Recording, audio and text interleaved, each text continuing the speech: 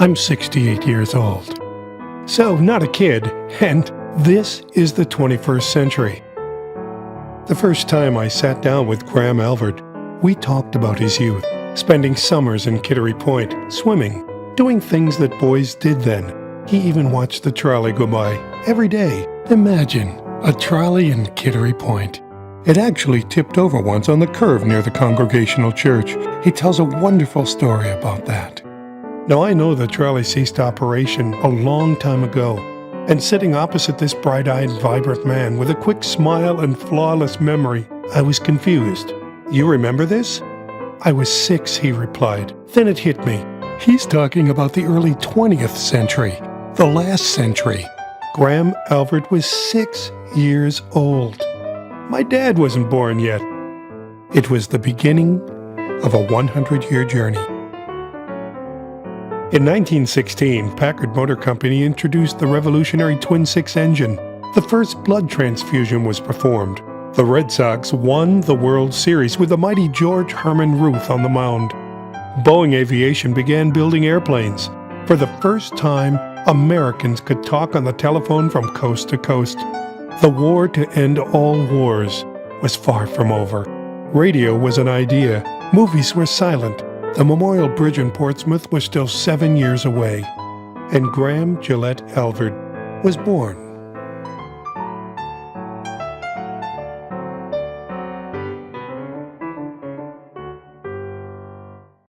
When the president, Roosevelt, proposed Lend-Lease, things were getting tougher and tougher for the Brits, and France had already given up.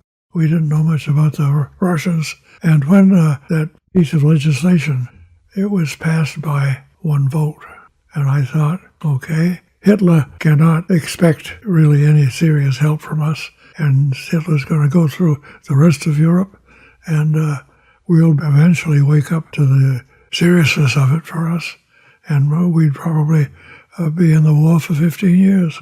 Well, we didn't think of it as a big plus at the time, but we know what happened to push out of the war was the Japanese coming in. That meant that instead of a bare majority of one, all of a sudden the U.S. was practically 100% at war. So instead of this looking like a 15-year operation, it looked more like a 5 or 10. And I went in and volunteered.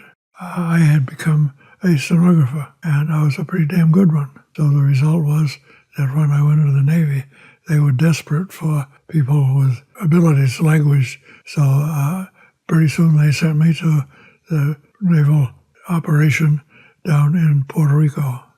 After the course of a certain amount of time, the U.S. was getting ready to create a fleet of vessels, and they were looking for people to man those vessels. The vessels were called LST, which stands for Landing Ship Tanks, and they were large. Our crew was 10, and we had 2 other added to that, and those were medical people, because our ship was fitted out with space to take on the wounded. When we first got to England, my job was executive officer, which meant that I was mostly in charge of directing the ship. The first trip, we were slotted to be one of the first ones over there. There were probably, 15 LSTs operating around, but we had the honor of being the number one, and the battle was not going well for us on the first day around Normandy. So although we were originally designed to go in on the afternoon of D-Day, as we were going in, we were flagged to turn around and go back and stay overnight about 10 miles from the shore. And then the next day we were told to go back in. It's hard to be exact about what you remember, but I don't remember a minute's fear.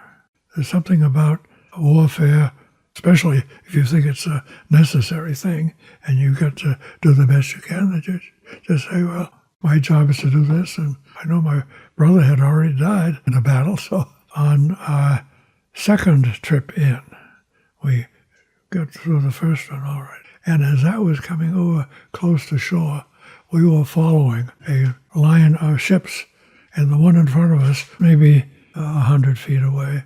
And I was conning the ship, so I was right there at the conning station, And all of a sudden, the one in front was upside down. It hit some kind of mine.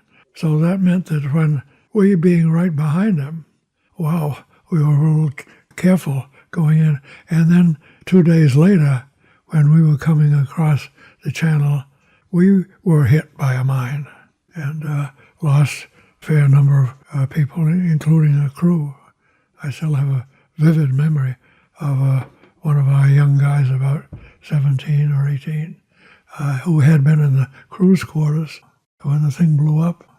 He was near the crew's quarters, and he ran up to the open deck and jumped into the water. We were struck by the mine halfway across the channel, so we were towed the rest of the way in and discharged our load of equipment, and then we were towed back to England, and after we were patched up, we were towed all the way back to New York City. I left the ship at that point.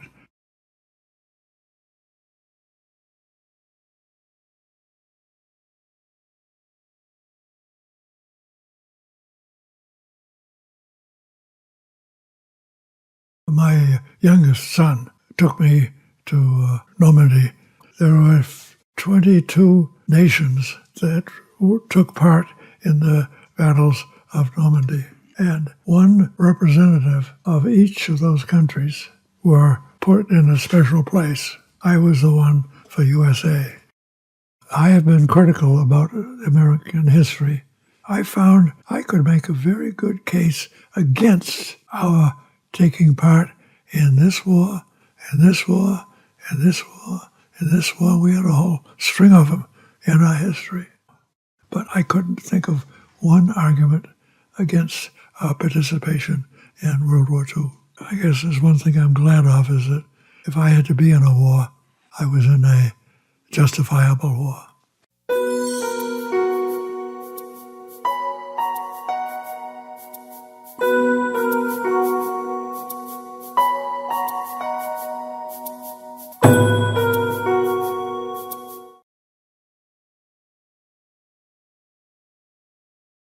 How do centenarians celebrate a century of living? Graham Alvord does what he's always done. A few minutes on the treadmill. Then the New York Times crossword puzzle. Then family. Lots of family. Food and music. Praise ye the Lord. Hallelujah, hallelujah, hallelujah, hallelujah. Praise ye the Lord. Praise ye the Lord. Hallelujah. Praise ye the Lord. Hallelujah. Praise ye the Lord. Hallelujah. Praise ye the Lord. Then, a brief rest. And the most amazing party where people lined up early to wish Graham a happy birthday. Old friends, dear friends, even people he'd never met. The line didn't end until 3 hours after the doors were open. Then the speeches and well wishes, a surprise dedication. It's our privilege to celebrate this man on his 100th birthday. Happy birthday, Graham. Everybody, happy birthday.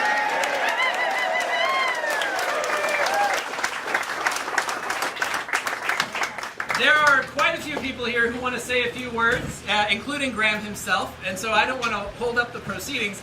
But Graham, you have given so much to this community and so much to this church. I think I can speak for everyone here when I say we wouldn't be here if you were just turning 100. We are here because you have spent each of your 100 years giving and serving and exploring the world and giving to us inspiration and adventure, and we thank you. We thank you for everything you've given us. You've given so much to this church that we wanted to at least recognize you in one way that we could. On behalf of the church, Rick also has something that he'd like to present. Hello. Hello. I'd like to say another couple of words, won't take too much time, but I like to put things in perspective for me. And you think about this man in his life, he's seen the roaring 20s, stock market crash of 29, the Great Depression, the New Deal, World War II, executive officer on a ship at Normandy, the Korean War, the atomic bomb, and a few years after that he turned 40. But I gotta believe that having Gene with you has made the journey a whole lot better.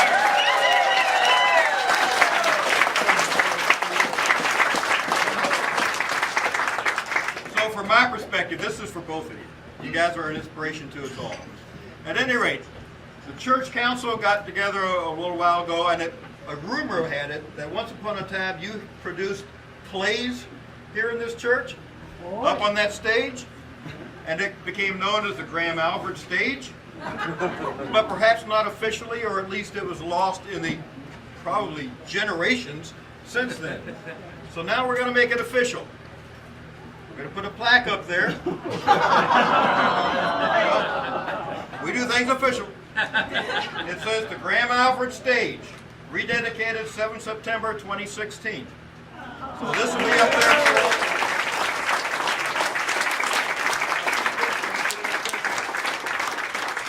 More people waiting to say hello. Then representatives of Maine's government spoke, beginning with Senator Angus King's office. Offices in Maine have sent people specially here for today, so we're going to welcome them all up together, and they generally have something to say, each of them. Something short. He did send a personal note. I have to say, and I spoke to Mr. Alvord, the senator said, find out how he did it. How did he get to 100? Hi, my name is Rob McCann. I work for Congresswoman Pingree in her office in Portland. It's a real privilege to be here today to celebrate your birthday and to spend it with all of your friends and their family. I just wanted to read a short sentiment from my boss, as she wasn't able to be here, but I think like all of our bosses, they're all down in DC this week. So she writes, Dear Graham, I'm so pleased to extend my warmest best wishes as you celebrate your 100th birthday. What a joyous milestone for you, your family, and all of your friends gathered here today. In your lifetime, you have lived through times of war and times of peace. You have faced periods of national prosperity as well as economic uncertainty.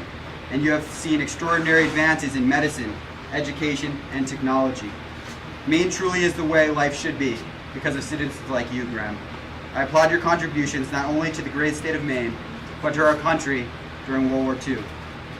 Your service at Omaha Beach is especially deserving of commendation and recognition by the President of the United States. Thank you again for your service, and happy 100th birthday. Sincerely, Shelley Pingree, Member of Congress. A couple of stories really are kind of fun that we found out. I found out my father first came to this church, which has been so much part of his life, when he was 5 years old. When there was no bridge to Kittery Point, he took a ferry, and his grandfather was the minister, John Graham. So this has been part of our family for a very long time.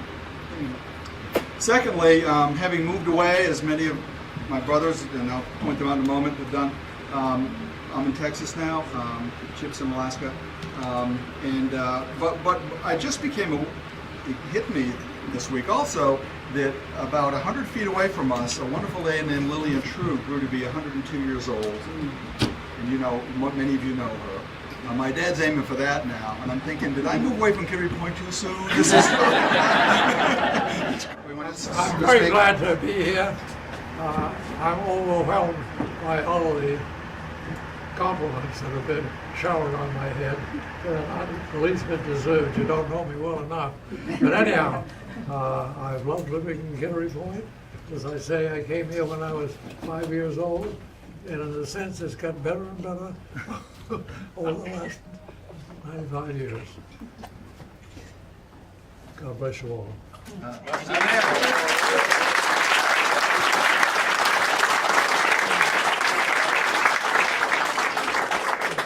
Nothing is worth doing that can be achieved in a lifetime, by Reinhold Niebuhr. Bodhisattva on a bike. 10 years past ago, biking helmet above gray hair, chin strapped firmly in place, legs and feet pumping, eyes assessing conditions of path and traffic ahead and rear in dentist-sized helmet mirror, the only aerobic striver smiling on this rolling, winding road, our hero wheeled joyfully down a middle course into his 9th decade. When Graham was teaching at Portsmouth High School in the 50s, and in my junior year, that was 58, he put together a play for us. I was a part of the play. It was a very small group, and there was no set. It was Thornton Wilder's The Journey, and we had chairs on the stage, and we were supposed to be in a vehicle on a journey. Well, Graham took us to Durham, and we won all New Hampshire. He took us to Manchester, was it? We won all New England. I won Best Actress. And we were national thespians. All of this were due to his dedication. And then he said we had to bring it here to this stage. So we brought Thornton Wilder's The Journey right and performed it right on the stage. In 59? Yes, 58. It was 58. Yeah. So that's It's a great memory. because I was the class of 59. And Duncan was a class, and Harold was here. Yeah.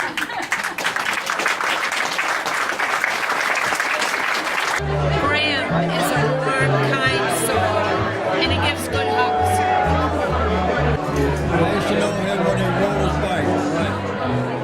And once in a while we skied together.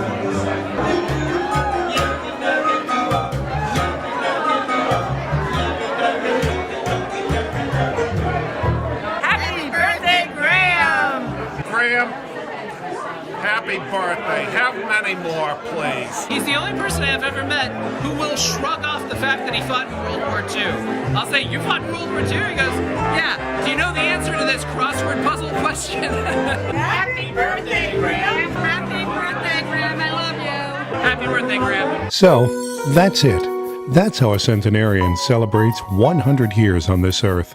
We should all be so lucky. Happy birthday, Graham.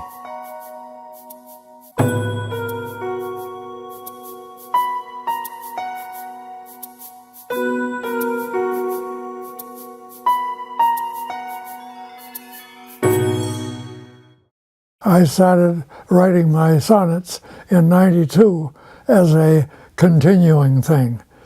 I might have written one or two earlier in my life. I wrote various other things off and on during my life. I even remember sending one to New Yorker to see if they'd print it, but they didn't, and I've forgotten now what the damn thing was all about. But something got into me at the age of 78, and I not only wrote one, but then I wanted to write another, and then another, and then another. And at the end of 3 years, I had written 166, and I enjoyed it. And the subjects were all over the place. Something was going on in my own life here, or a neighbor, or a chance experience with somebody. Something grabbed me. I wanted to put it into a form like that. I am a square of glass in a church window, looking out on centuries of burying ground, looking in on 1,000 marryings. The muddy lane is now macadam, the bonnets and swords are gone. Wagons and carriages changed to Stanley steamers and streetcars. Gondolas and clippers once were working vessels, now they're toys. And still my fragile unstained pain stays whole, a crystal Yankee Janus, slowly sagging to antique distortions. If only I could blink, I think my vision might stay clearer. My wisdom turns to folly, and the church becomes a proper resting place for one who needs a nurse to clean his face. Why did you choose to write sonnets versus poetry? It's hard for me to know, but I think it had to do with Shakespeare. I've always been a Shakespeare lover, and he wrote a lot of sonnets. I used to be able to repeat several of them by heart. I can't do that anymore, but I knew them well enough so that they were a big part of my life. So what appealed to you about writing sonnets, or writing? Very simply, I got a kick out of it, but I just got a kick out of one, and then I did another, and that gave me a little push to do more. How long is this going to go on? It went on for 3 years. If this is being seen by a high school English class, and a teacher is trying to encourage students to write, as a teacher, what would you say to them? What is it that you got out of it that you would hope others would get out of it? It gave me a memory of a certain event. There was something in my life that was going on, and it helped me to remember that. Most of it is now forgotten, but I can remember now writing one about a neighbor of ours up the street who was maybe 8 years old. Well, she's 40 now. And she didn't know I ever wrote it about her, but she was a little helpful to my son who died. And so I think that's what pulled me to her. But I never showed her the poem, and it's just something inside my own coming to terms with things.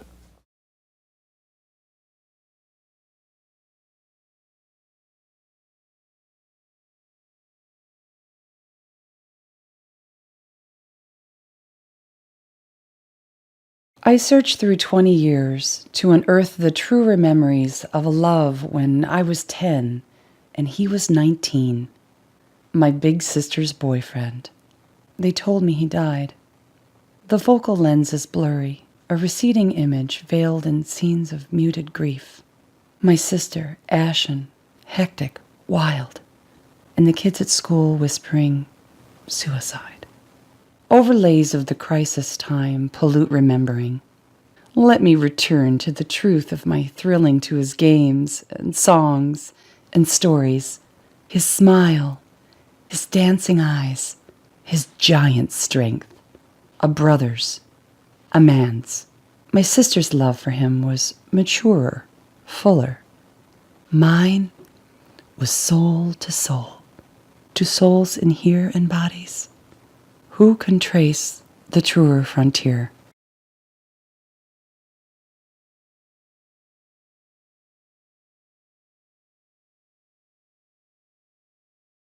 This poem was about a dear friend of mine who was probably 40 years older than I. I had known her as the minister's wife when I was growing up, and eventually I kept in touch. Her husband died. She lived in one place. I visited her there. Then she went to a nursing home, and I visited her there. So she was 90 plus and not in very good condition. 2 hours each morning, sometimes 3, I need to get me out of bed. So slowly, shift my bones to the wheelchair and snail-like roll to wash, arrange my hair, get dressed, proceed to take my cup of tea and see what the day promises.